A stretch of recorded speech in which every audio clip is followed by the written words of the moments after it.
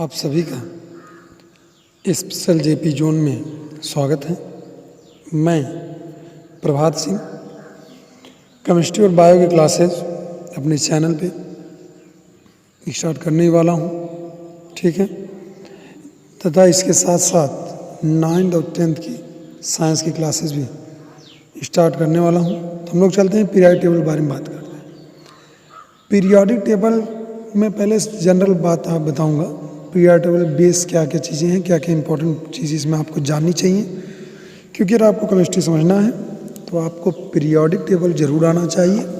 बिना periodic table के आपको केमिस्ट्री की जो कहते हैं सामान्य बोलचाल भाषा में ABCD भी नहीं आएगी। तो हम लोग पीरियोडिक टेबल समझने का प्रयास करते हैं कि पीरियोडिक टेबल में है क्या। ध्यान दीजिएगा, कुल आवर्तों की संख्या इसमें 7 है, ठीक है। कुल आवर्तों की संख्या कितनी है? 7 है। ये आवर्त हैं, ठीक है, जो आपको दिख रहे हैं। कुल आवर्तों की संख्या 7 है तथा इसमें कुल 4 ब्लॉक हैं, ठीक है। 4 ब्लॉक हैं, S, P, D, F, ठीक है। ये जो आपको दिख रहा है, ये जो आगे के 2 ब्लॉक हैं, ये S ब्लॉक है, ठीक है। तथा ये जो आपको दिख रहे हैं ये सभी P ब्लॉक हैं, और जो मध्य बीच वाले हैं सभी क्या हैं? D ब्लॉक है। और यहाँ पे नीचे जो आपको दिख रहे हैं 28 तत्व, ये सब क्या है? F ब्लॉक है। F ब्लॉक में लेंथेनाइड सीरीज है, एक्टिनाइड सीरीज। लेंथेनाइड सीरीज किसे कहते हैं? ध्यान दीजिएगा, वे तत्व जिनके बाह्य कोश के इलेक्ट्रॉन 4f ऑर्बिटल में उपकोश में जाते हैं उन्हें लेंथेनाइड सीरीज कहते हैं, और जो 5f ऑर्बिटल में जाते हैं उन्हें एक्टिनाइड सीरीज के तत्व कहते हैं, ठीक है। इस पे चलते हम लोग देखते हैं। अब बात की जाए इसकी S ब्लॉक की, तो पहले हम लोग S ब्लॉक की बात करते हैं। S ब्लॉक में जो हैं 2 ब्लॉक हैं, एक है 1s और दूसरा है 2s, ठीक है।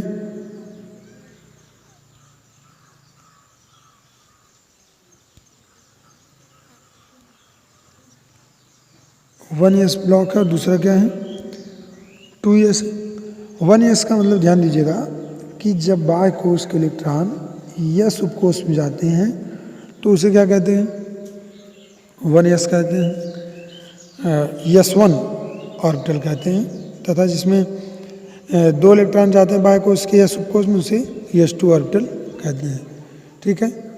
S1 को हम लोग यह धातु कहलाते हैं और S2 को क्षारीय मृदा धातु कहते हैं।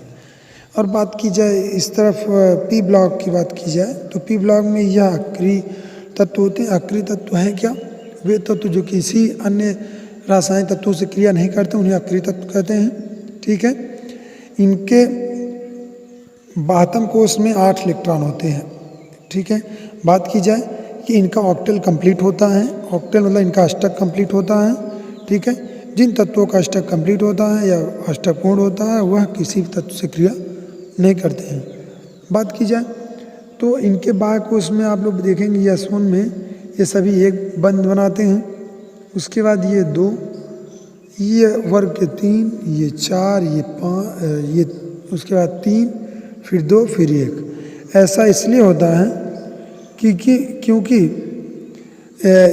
जैसे बात की जाए कि कोई भी तत्व उतने ही बंध बनाता है कि जितने उसकी अक्रिय तत्व से दूरी होती है। सभी तत्व चाहते हैं अपने निकटतम अक्रिय तत्व के रूप में बनना, ठीक है।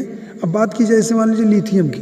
लिथियम पास 3 इलेक्ट्रॉन है, 3 इलेक्ट्रॉन इसका निकटतम तत्व हीलियम है। ये चाहेगा कि इसका कोई एक इलेक्ट्रॉन ले ले और यह हीलियम बन जाए, तो हीलियम बनने के लिए इसे 1 इलेक्ट्रॉन देना पड़ेगा। तो ये धनावेशी तत्व होते हैं, ठीक है। इन पे कितना आवेश होता है? सिंगल धनावेश होता है, ठीक है। बात की जाए बेरियम की तो बेरियम पास 4 इलेक्ट्रॉन है। बेरियम भी चाहता है कोई हीलियम बन जाए, तो इसे कितने इलेक्ट्रॉन देने पड़ेंगे? 2। तो इसीलिए इस S2 वर्ग के तत्वों पे कितना? 2 आवेश होता है, 2 धनावेश होता है, ठीक है, क्योंकि 2 इलेक्ट्रॉन 2 बंध बनाते हैं। बात की जाए आ जाते हैं इधर तो देखते हैं अगर बोरान की बात की जाए, इसके पास 5 इलेक्ट्रॉन है, तो 5 इलेक्ट्रॉन से 3 इधर मतलब 10 तक नियान तक पहुंचने के लिए इससे कितने बंध बनाने पड़ेंगे? 5, जबकि पीछे सिर्फ 3 इलेक्ट्रॉन दे के हीलियम बन सकता है। तो यह भी 3 बंध बनाता है। कार्बन 4 बंध बनाते हैं, क्योंकि इनकी दोनों तरफ से, ठीक है, दोनों तरफ से आवर्त सारणी दोनों छोर से इनकी दूरी क्या होती है? समान पड़ती है।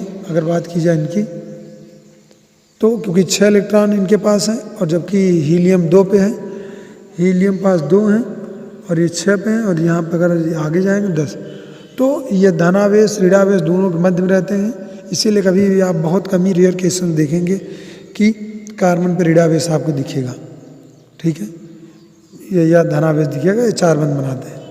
चलते हैं आगे, देखते हैं क्या है। नाइट्रोजन 3 बनाते हैं, ऑक्सीजन 2 बंध बनाते हैं, और हैलोजन तत्व कितने बनाते हैं? ये सभी 1 बंध बनाते हैं। क्यों? क्योंकि आवर्त सारणी के सबसे प्रबल ऋणावेशित तत्व होते हैं, सब सक्रिय तत्व होते हैं। कुछ आप लोगों को कलर में दिख रहा होगा, कलर का अलग अलग कलर में दिख रहा होगा, ठीक है। जो इस कलर में आपको दिख रहा है, देखने प्रयास करते हैं, जो आपको इस कलर में दिख रहा है, ये एल्कलाई मेटल होते हैं, ठीक है, उस क्षारीय धातु होते हैं, और ये क्षारीय मृदा धातु होते हैं, ठीक है। यह डी ब्लॉक के सभी ट्रांजिशन तत्व हैं। यहाँ से आपको जो दिख रहा है, ये सभी डी ब्लॉक के ट्रांजिशन तत्व होते हैं, ठीक है। उसके बाद अगर हम बात करें, इन तत्वों की बात करें, जो आपको इस कलर दिख रहा है, वे बेसिक मेटल होते हैं, ठीक है, क्षारीय धातु होते हैं। तथा अगर हम बात करें, जो आपको ये लाइन दिख रही है, ये उपधातु होते हैं, मतलब इनमें धातु और अधातु दोनों के लक्षण होते हैं, ठीक है। उसके बाद ये जो सब आपको दिख रहे हैं, ये नॉन मेटल होते हैं, मतलब हम लोग हिंदी में अगर कहें तो अधातु होती हैं, ठीक है। ये आपको हैलोजन तत्व दिख जाएगा, ये सभी आपको दिख जाएंगे, अक्रिय तत्व दिख जाएंगे। और यहाँ पे आपको कलर दिख रहा होगा, ये लेंथेनाइड है, और जो आपको नीचे दिख रहा है ये एक्टिनाइड है, ठीक है। आवर्त सारणी रंग बिरंगी इसलिए बनाई जाती है जिससे इसे समझने में क्या हो, आसानी हो। और मैं आपको एक चीज़ बताना चाहूँगा, आवर्त सारणी विशेष बात है कि जितने भी आप वर्ग नीचे आएंगे, सभी में आपको 8 का अंतर मिलेगा, सभी में जितनी बार आए, चाहे 8 से 10 हीलियम नियान पे आए, चाहे आर्गन पे आए, चाहे क्रिप्टॉन पे आए, चाहे जेनॉन पे आए, चाहे रेनॉन पे आए, सभी पे क्या होता है? सभी में कितने का अंतर है? 8 का अंतर है। तो इस सब चीज़ों से ध्यान दीजिएगा। आवर्त सारणी एक बार देखिएगा, बनाइएगा। इसका जो चीज़ मैंने बताई है आपको, मुझे विश्वास है कि आपको आवर्त सारणी को समझने में मदद करेगी। तो हम लोग कल से सेशन स्टार्ट करेंगे केमिस्ट्री की, 12th केमिस्ट्री एनसीईआरटी बेस और 11th केमिस्ट्री एनसीईआरटी बेस। उसके अलावा आपको एनसीईआरटी बायो मिल जाएगा, एनसीईआरटी की 12th और 11th की बायो। तो चलते हैं, कल से आप लोगों को इस पर विशेष चर्चा की जाएगी, आपको इसके बारे में बताया जाएगा।